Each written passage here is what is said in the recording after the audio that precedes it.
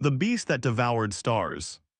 Across the vast and silent tapestry of the cosmos, where ancient light drifted like ghosts and dying suns whispered their last breaths into eternity, there existed a terror that even the oldest civilizations dared not name aloud. It was older than empires, older than memories, perhaps older than fear itself. Among the countless stars, where civilizations rose and fell like sparks in an endless night, there was one truth every species came to learn sooner or later. There were monsters in the dark. And among those monsters, there was one that devoured them all. They called it the Star Eater. It did not belong to any world. No cradle had birthed it, no history recorded its origin, and no god ever claimed it.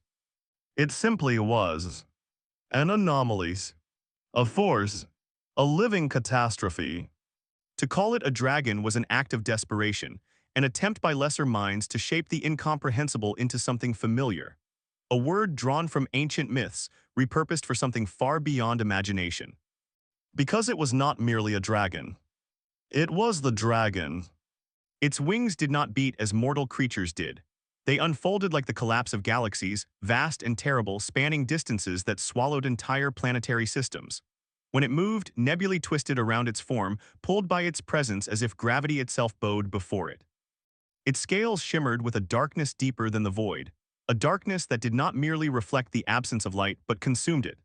Observational arrays sent images back to their creators, only for those images to dissolve into static, as though reality itself refused to fully capture what it saw. Some said its hide resembled black holes. Others claimed it was made of the void itself. Both were wrong, because even black holes obeyed rules. The dragon did not. Entire fleets had vanished in its shadow. Not destroyed, not scattered, vanished. One moment they existed, ships armed with weapons capable of cracking moons, powered by technologies that bent the fabric of time and space, and the next they were gone. No debris, no signals, no trace, as though they had never existed at all. Scientists theorized that the dragon consumed matter on a fundamental level, breaking it apart beyond atoms, beyond quarks, beyond anything that could be understood. But such theories brought no comfort, because they also implied something far worse. There was no surviving it.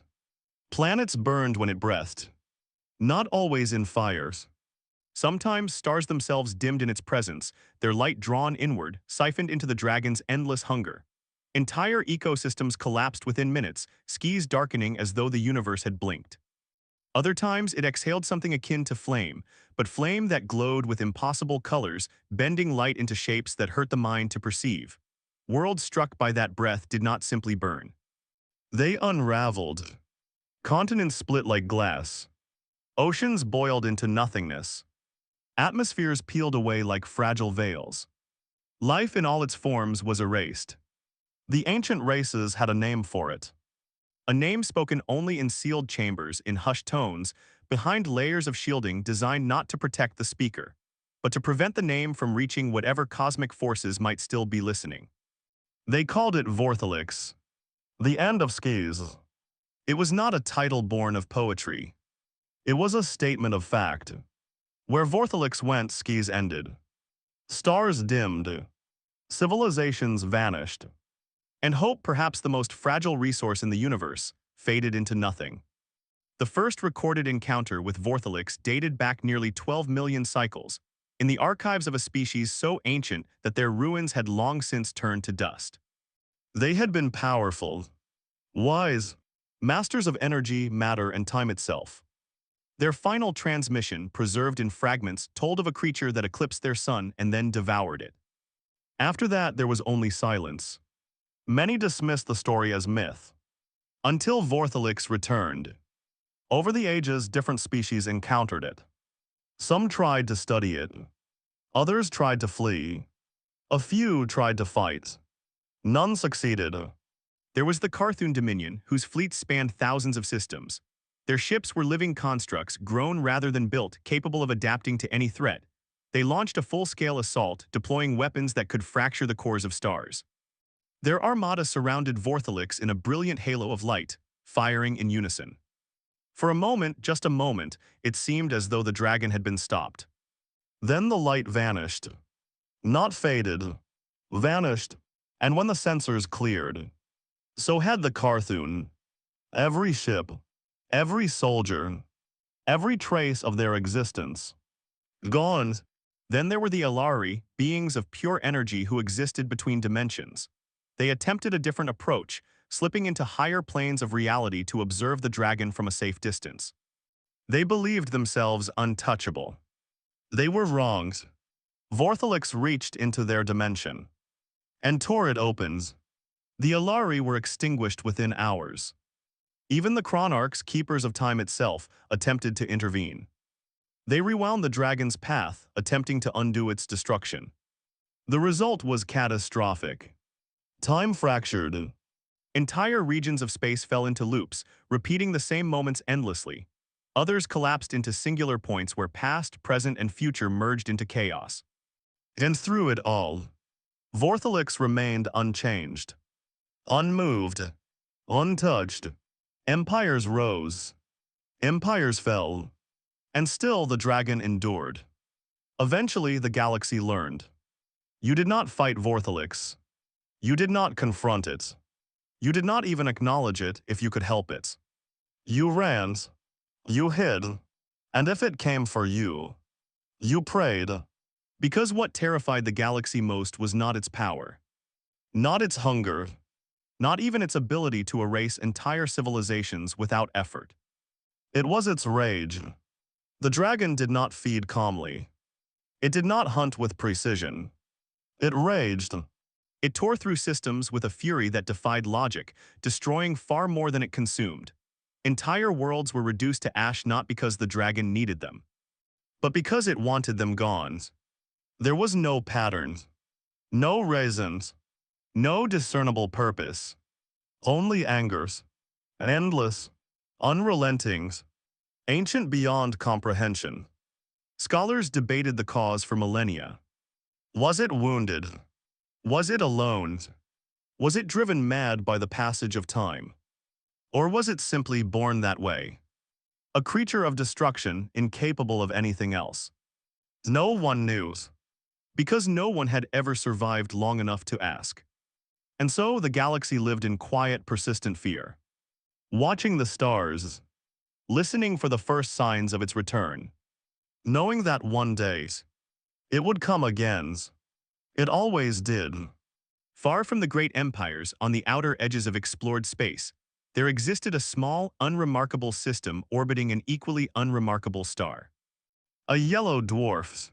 Stable, ordinary, the kind of star that countless civilizations had ignored in favor of more exotic phenomena. Around it orbited a handful of planets. One of them, third from the sun, was teeming with life. The inhabitants called it Earth. Humanity was young, painfully so by galactic standards. They had only recently discovered faster-than-light travel, and even that technology was crude compared to the wonders wielded by older species. Their ships were fragile. Their weapons, while impressive by their own standards, were insignificant on the cosmic stage.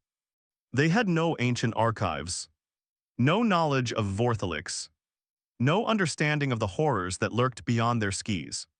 What they did have was curiosity, and a stubborn refusal to accept their place at the bottom of the hierarchy. They explored, they learned, they reached, and slowly, cautiously, they began to spread beyond their home system. Colonies were established on distant worlds, small at first, fragile, dependent on supply lines from Earth. But growing, always growing. To the older races, humanity was little more than a curiosity. A brief flicker in the vast timeline of the universe. They were watched, studied, occasionally aided though never openly. But they were not taken seriously. They were too new, too weak, too naive. And so, when the sensors of the Galactic Council detected an anomaly in the outer sectors, a disturbance in spacetime consistent with the approach of Vorthalix, it took several cycles for the data to be fully processed. By the time the truth became clear, it was already too late. The dragon was moving again. Its trajectory was calculated with grim precision. A path of destruction stretching across multiple systems. Evacuation warnings were issued. Fleets were mobilized not to fight but to rescue. Entire populations abandoned their worlds, fleeing ahead of the approaching storm. And then, the projections updated. There at the edge of the Dragon's path lay a system recently added to the Council's maps. A new colony, barely established. Population under 50,000. Species human. Panic rippled through the Council. Evacuate them, one representative demanded. We don't have time, another replied. The Dragon will reach the system within 3 cycles. They won't make it. Silence fell over the chamber. To most of the galaxy, the loss of a single human colony would mean little. A tragedy, yes, but insignificant in the grand scale of things. But to the Council, it was something else. Humanity was new, and that made them unpredictable. Untested, they had not yet learned the rules, had not yet accepted the boundaries imposed by the universe. And sometimes, those were the species that changed everything. We must try, a voice insisted. Even if the effort was doomed. Even if the outcome was inevitable. Evacuation fleets were dispatched. Ships from multiple civilizations converged on the colony's coordinates, pushing their engines beyond safe limits. But space was vast, and time was merciless. The calculations were clear. No matter how fast they traveled, they would not arrive in time. The colony would be erased. It was inevitable. Except, something unexpected happened. Long before the evacuation fleets could reach the system, before the Council could even finalize their rescue plans, a single ship appeared on long-range sensors. It was small, insignificant, a civilian transport, unarmed, unshielded against anything beyond standard hazards. Its hull bore no markings of war, no enhancements designed for combat. It was not meant to face danger. And yet, it was heading straight toward the Dragon. At first, the readings were dismissed as an error, a glitch, a misinterpretation of data. But as the sensors refined their scans, the truth became undeniable. The ship was real, and it was not changing course. Confusion spread through the observing fleets. Is it damaged? No distress signal. Are they aware of the threat? They have to be. Then why aren't they turning back? No answer came. The tiny vessel continued its path, a fragile speck against the vast darkness of space. Ahead of it the stars dimmed. Light bent. Reality itself seemed to warp. Vorthalix was coming, and that small, defenseless ship was flying directly into its path. Inside the vessel, unaware of the countless eyes watching from across the galaxy, there was no grand strategy, no heroic plans, no understanding of the cosmic horror that awaited them. There were only peoples, ordinary peoples, travelers, families, workers, children, and among them, a boy. He sat by the viewport, his small hands pressed gently against the glass as he gazed out into the endless sea of stars. Where others might have seen emptiness, he saw wonder. And in the distance, he saw something else. Something vast. Something terrible. Something beautiful. And for reasons no one would ever fully understand. He did not feel afraid. Not of the darkness. Not of the approaching storm. Not of the creature that had brought entire civilizations to their knees. Instead, he felt something else. Something quiet. Something soft. Something impossibly human. He felt sadness. And as the Dragon drew closer, and the galaxy held its breath, that small, fragile ship continued forward, carrying with it the one thing no empire, no weapon, and no ancient race had ever brought before the end of skis. A child, the boy who was not afraid. His name was Elias. He was not a soldier, not a hero, not chosen by prophecy nor marked by destiny. He carried no ancient power, no hidden lineage, no secret knowledge of the stars. He was, in every measurable way, ordinary. A quiet child, small for his age, with curious eyes that lingered on things others overlooked. The kind of child who asked questions adults did not always know how to answer. The kind who found wonder in simple things, a drifting cloud, a flicker of light, the silence between words. He was traveling with his family. Just another passenger aboard a civilian transport ship bound for a distant colony world. A new beginning, a fresh start, a promise of something better. His parents spoke of opportunity, of land and skis untouched, of a future where life could be built from the ground up. Elias listened, but he did not dream of buildings or careers or success. He dreamed of stars. Even before the alarms began, Elias had been watching them. Sitting quietly by the viewport, his small hands resting against the cool, transparent surface, he gazed out into the vastness beyond. To others, space was empty. To Elias, it was alive. Light shimmered in distant clusters, each point a story he could not yet understand. Nebulae stretched across the void like painted dreams, colors swirling in ways no artist could truly capture. Darkness filled the spaces between, but it was not frightening. It was peaceful, endless, beautiful, and then something changed. It was subtle at first. A flicker, a shift. Stars that should have held steady trembled. Light bent, not like the gentle warping of gravity wells or the predictable distortions of known phenomena. This was different. Wrong. Elias leaned closer to the glass. His breath fogged the surface slightly, but he wiped it away with his sleeve, eyes narrowing with quiet curiosity. Something was coming. He did not know how he knew. He just did. Behind him, the ship was filled with the soft murmur of ordinary life. Passengers talked quietly. Some laughed. Others rested. Children played in the aisles, their voices light and carefree. Crew members moved with practiced ease, checking systems, ensuring a smooth journey. Everything was normal. Everything was safe. Until it was. The first alarm shattered the calm like glass. A sharp, piercing sound that cut through conversation, through thought, through comfort itself. Red lights flickered to life along the walls. Voices rose instantly, confused, frightened, demanding answers. What's happening?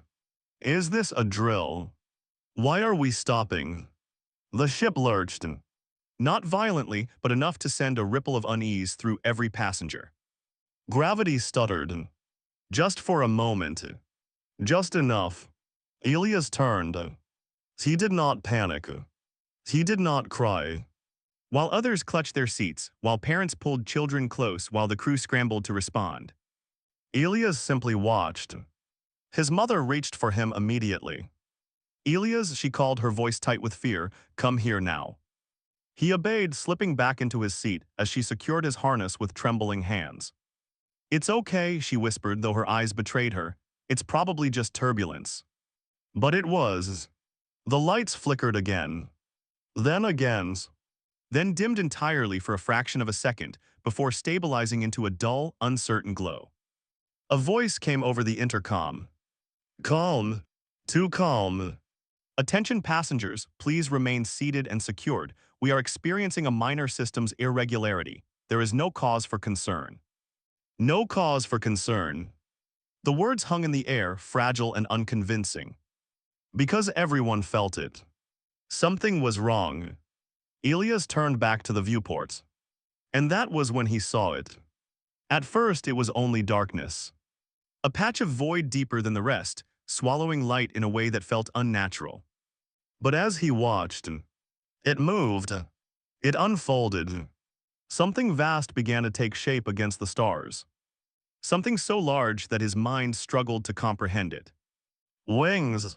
Not like those of birds or even the ships humanity had built. These were immense, stretching across distances that defied understanding. They did not beat. They simply existed. And where they spread, the stars vanished. Gasps filled the cabin as others began to notice. Someone screamed. Another voice whispered, trembling, what is that? The intercom crackled again, but this time the calm was gone.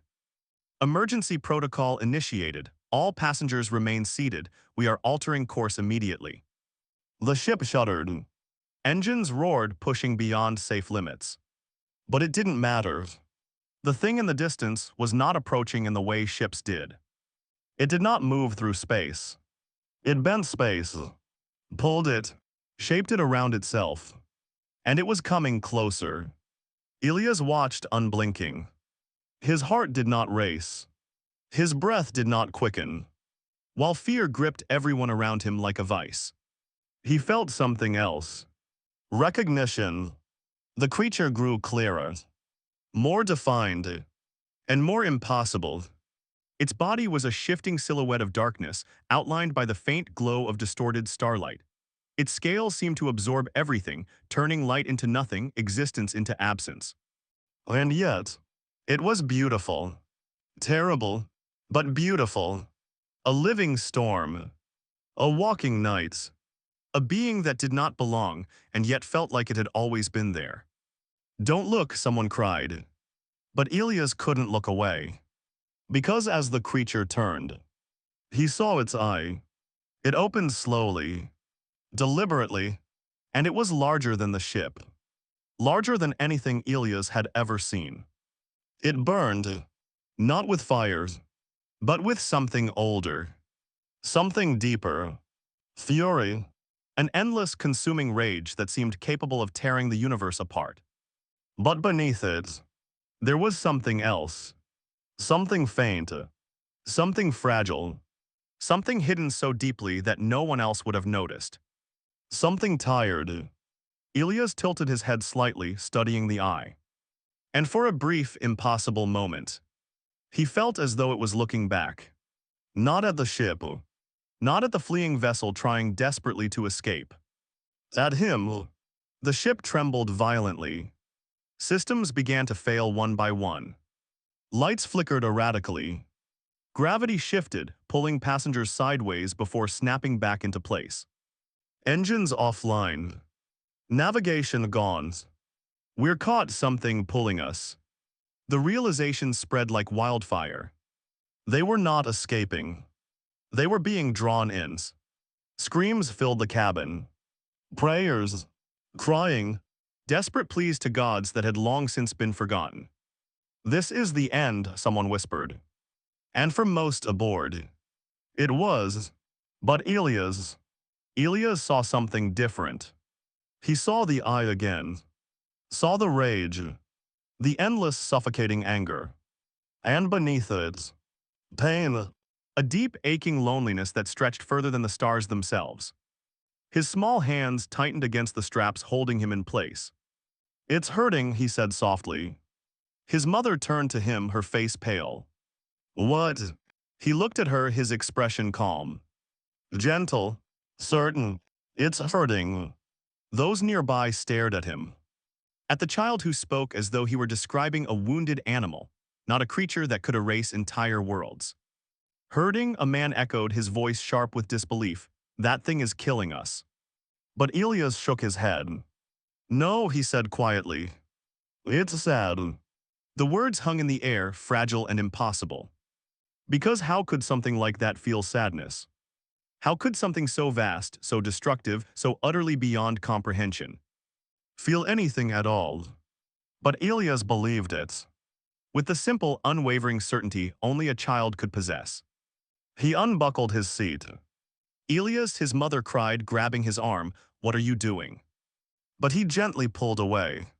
Not with forces. Not with defiance. Just quietly. "I have to help it," he said. "Help it," her voice broke. "We need to help ourselves." But Ilias was already moving. The ship groaned around them, metal straining under forces it was never meant to endure. The air felt thick, heavy, as though reality itself had become unstable. People shouted at him as he passed. "Sit down. Are you crazy?" Someone stop him. But no one moved. Because deep down, they all knew. Nothing they did would matter. Ilias walked steadily through the chaos. Small steps. unhurried, as though he were simply heading toward something he had always known was waiting. The closer he got to the airlock, the louder the alarms became. Warning: external hull breach imminent. Do not open airlocks. Warnings. Red lights flashed violently. What are you doing? A crew member shouted, rushing forward. Elias paused, looked at him, and smiled. A small, soft smile. I think it's alone, he said. The man froze. And in that moment of hesitation, that single fragile second, Elias reached out and opened the airlocks. The doors parted with a violent hiss. Everyone expected death. The vacuum of space should have torn him apart instantly. Should have ripped the air from his lungs, frozen his blood, ended his life in a heartbeat. But it didn't. Instead, the universe changed. The air did not rush out. The pressure did not drop. The cold did not come.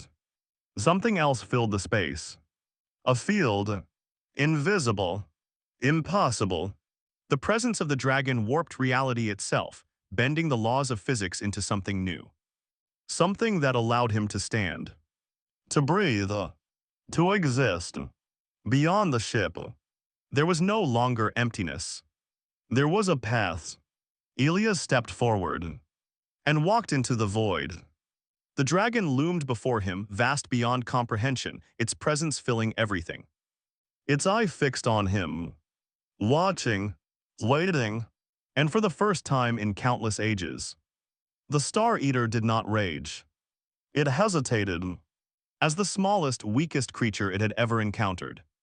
Walked calmly toward it, unafraid, and alone. The kiss that stilled the cosmos. The galaxy watched. It did not breathe. It did not speak. It watched. Across countless star systems, in observatories carved into asteroid belts and command chambers orbiting distant suns, in hidden outposts drifting silently between galaxies, every eye turned toward a single point in space. Sensors aligned. Telescopes focused. Data streams poured in, analyzed, reanalyzed, verified, and then verified again, because what they were seeing could not be real. And yet, it was a single human child walking toward Vorthalix. The feeds spread faster than light itself, relayed through quantum networks and ancient communication arrays. Entire civilizations paused their existence to witness what no one had ever seen before. Not an attack, not a defense, not a desperate last stand. A child, walking toward the end of skis. Some thought it a malfunction, others a hallucination. A final flicker of madness before annihilation. Because there was no scenario, none, in which such a moment could end in anything but destruction. This is impossible, whispered one observer, their voice trembling despite centuries of disciplined control. Nothing approaches it and survives. And yet, the boy kept walking. The void around him bent and shimmered, shaped by the dragon's impossible presence. Light twisted into unnatural arcs, stars stretched into thin lines, and space itself seemed to fold inward as though reality were being pulled toward a single, inevitable point. At the center of it all was Vorthalix. It loomed like a living abyss. Its form defied scale, defied distance, defied understanding. It was everywhere and nowhere, vast beyond measure yet focused entirely on the small, fragile figure approaching it. Its wings stretched across the darkness, unmoving yet somehow consuming the space around them. Its body shimmered with that same impossible darkness, deeper than shadow, deeper than the void itself. And its eye burned, ancient, endless, filled with a fury that had consumed civilizations and shattered stars. It saw the boy. It knew he was there. And the galaxy waited. Then, the dragon roared. The sound did not travel through air. It did not require a medium. It simply existed. A vibration in reality itself. A force that tore through space and echoed across unimaginable distances. Moons fractured in distant systems. Ships lost power as their systems overloaded. Creatures across the galaxy fell to their knees, clutching at their heads as the roar tore through their minds. It was not just sound.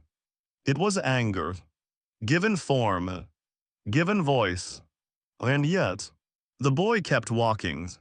Was Deb. The roar intensified, rippling outward in waves that distorted everything it touched. Was Deb. The dragon's wings shifted slightly, and entire constellations vanished behind them.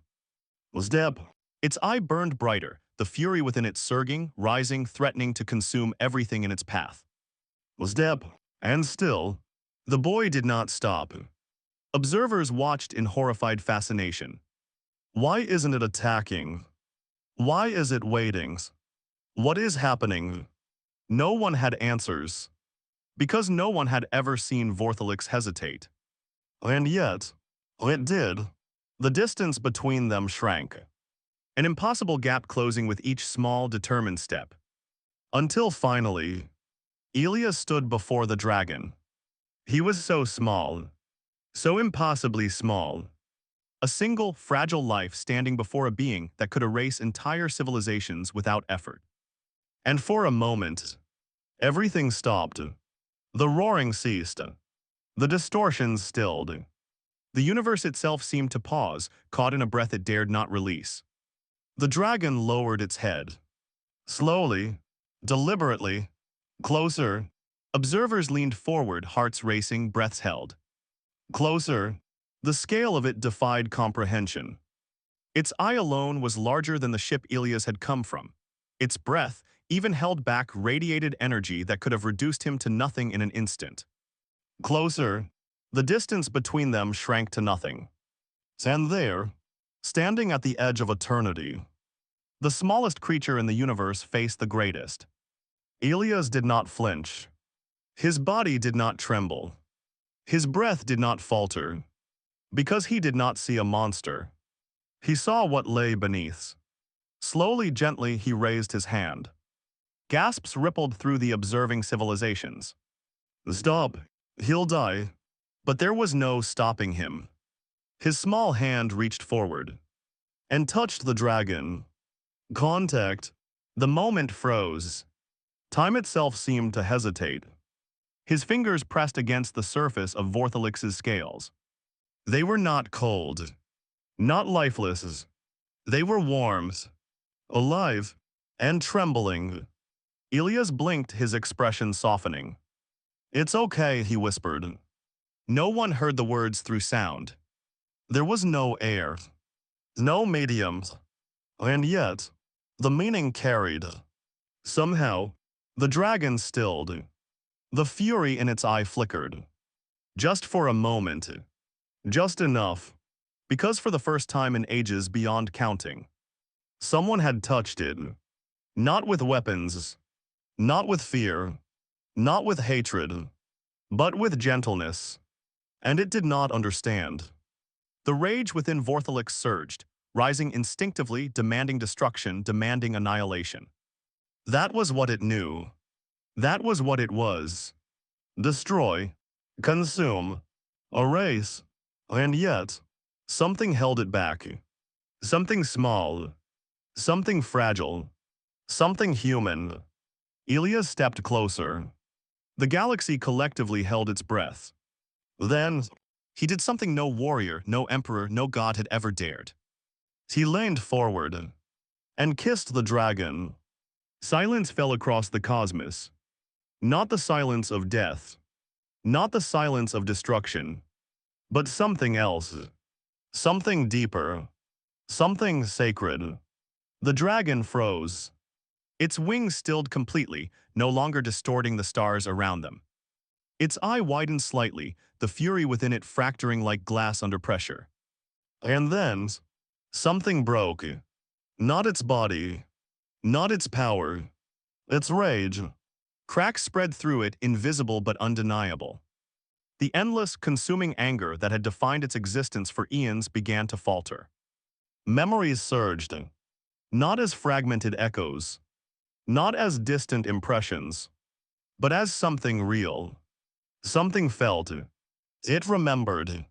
It remembered stars, not as prey, not as fuel, but as companions.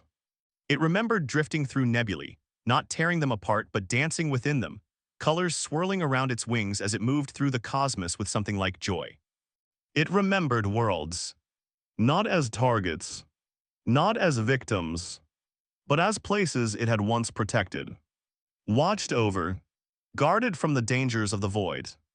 It remembered light, warm, gentle, alive, and then it remembered the silence, the endless crushing silence, the passage of time stretching into eternity, the loss, the absence, the loneliness, everything it had known, everything it had been, gone, and in its place, there had only been rage. A rage so vast, so all-consuming that it had burned away everything else. Until now, until a single, fragile creature had done the impossible. Had touched it, without fear, had seen it, without hatred, had reached it. Through the darkness, the dragon trembled, not with anger, but with something it had not felt in longer than memory could hold. Peace. For the first time in millennia, Vorthalix was not alone. It exhaled. The galaxy braced for destruction, for fire, for annihilation, for the end. But what came was something else entirely. Light, soft, warm, gentle. It flowed from the dragon like a breath of dawn, spreading outward in waves that washed over everything. The storm surrounding it dissipated instantly. The violent distortions in space smoothed into calm. The oppressive weight that had gripped the system lifted.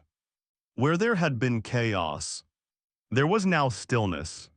Where there had been terror, there was now quiet.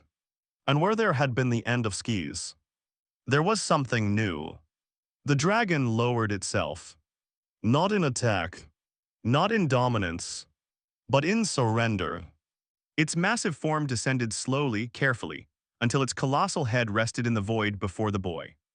A bow, not to power, not to strength, but to kindness. Across the galaxy, civilizations watched in stunned silence. Because nothing like this had ever happened. Nothing like this had ever been possible. The creature that had brought empires to ruin, that had erased entire species, that had been feared as an unstoppable force of destruction, was bowing to a human child. And in that moment, everything changed. Not just for Vorthalix, but for the galaxy itself. Because the lesson was undeniable. All their powers, all their weapons, all their knowledge had failed, and yet this had succeeded. Not through force, not through fear, but through something infinitely simpler. Something they had overlooked. Kindness. Elias stood there, his hand still resting gently against the dragon's scales. He smiled. "You're not alone anymore," he said softly. And this time, the entire galaxy understood. From that day forward, Vorthalix was never seen as a destroyer again. It did not vanish. It did not retreat into myths. It remained a silent presence among the stars. A guardian. Where once it had brought destruction, it now brought protection. Where once it had consumed, it now watched. Ships that ventured too far into dangerous regions found themselves guided back to safety. Worlds threatened by cosmic events were shielded by an unseen force. And sometimes, in the quiet depths of space, travelers would glimpse something vast moving among the stars. Not as a predator, but as a protector. And always, there was a single gentle light that followed in its wake. A reminder of the day the galaxy learned a truth it would never forget. That the greatest force in existence was not strength, nor fear, nor even the power to destroy. It was the courage to care, the strength to be gentle, the impossible defiant kindness of a human heart. And all it had taken was one small kiss,